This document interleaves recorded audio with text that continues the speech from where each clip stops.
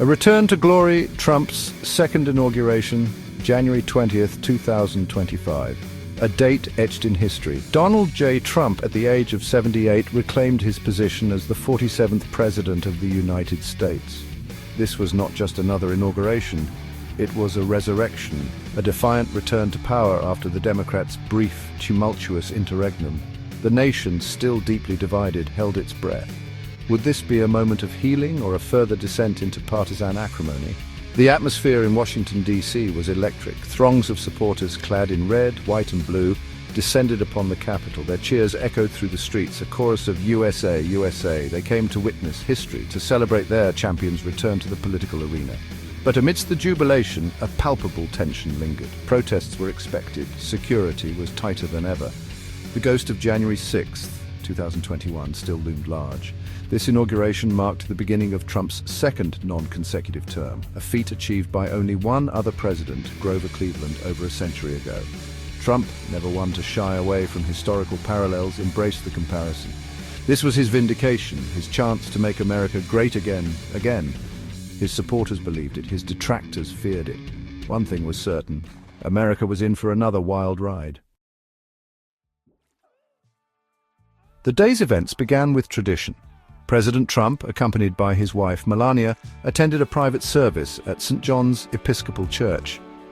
This was followed by a customary meeting with outgoing President Biden and Vice President Harris at the White House. The mood, one can only imagine, was frosty. At noon, the nation's attention turned to the Capitol. Due to the frigid January weather, the swearing-in ceremony was moved indoors to the Capitol Rotunda. Chief Justice John Roberts, who had sworn in Trump twice before, administered the presidential oath of office. Trump placed his hand on two Bibles, his personal Bible and the Lincoln Bible, a nod to the 16th president he often compared himself to. Vice President-elect Kari Lake, a former news anchor and Trump loyalist, was sworn in by Associate Justice Clarence Thomas. She used her family Bible, a symbol of the conservative values she promised to uphold. The ceremony was brief, formal, and yet undeniably charged with symbolism. The peaceful transfer of power, even in this deeply divided nation, held a certain solemnity.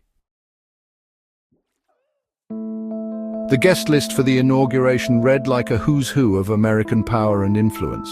Outgoing President Biden and Vice President Harris attended, fulfilling their constitutional duty but signaling the deep political chasm that remained. Former Presidents Obama and Bush were also present, a testament to the enduring tradition of presidential transitions.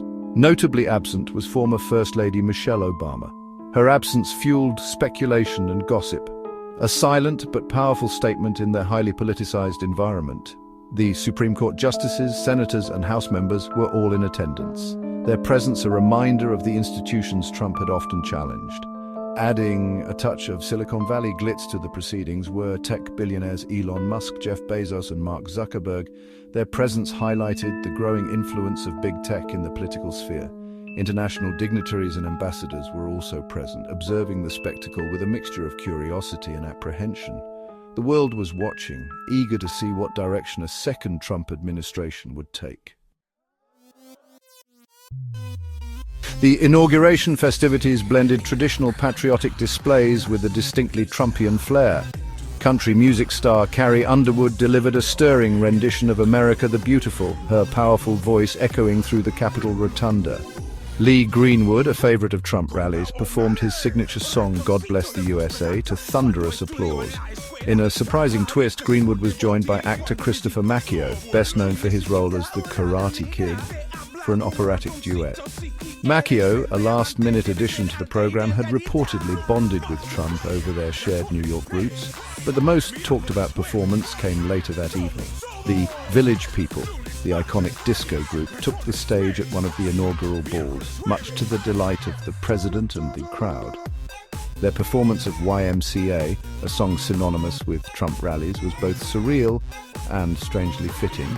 The group, known for their flamboyant costumes and catchy tunes, brought a touch of camp and nostalgia to the proceedings. It was a reminder that even in the midst of political turmoil, America still knew how to party.